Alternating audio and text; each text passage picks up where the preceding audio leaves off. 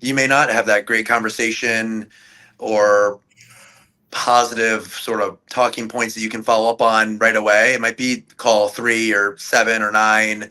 I think it's similar for anyone who's prospecting on their own. It may be a similar time constraint and hurdles to jump through, but there's still an opportunity to be like to establish credibility, add a personal note. I mean, I've seen some really cool like personal letters that people have sent that are different than the text of "Will you sell your house all cash?" So I think there people are inundated, and all of us are as well, with spam calls and everything. And even if I'm a broker with real information, you're still catching people on when they're not ready to be talking to, and they've gotten 8 calls in the last week that are similar. So there's more of that, and people have their guard up, which I probably do too when people call me that I don't know. But I think there's still, it sort of adds to the opportunity to become a person and develop a relationship, and just be courteous and professional and follow up the right way.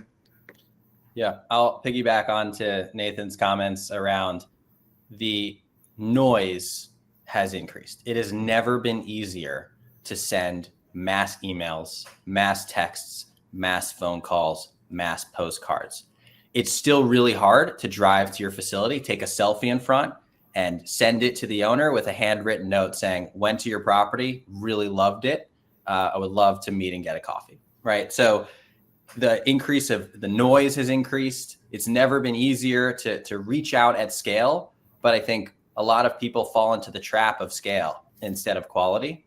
And, at least in this playbook here that we're talking about, it's very much around like spend your time wisely, focus on things that if you got a hold of the owner, it's actually in your buy box. Like even that step in and of itself saves a lot of time for everyone and makes you more genuine.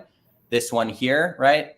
Taking someone out to lunch, things like that, especially on the next slide as we talk about brokers, but certainly a huge opportunity if you do it right.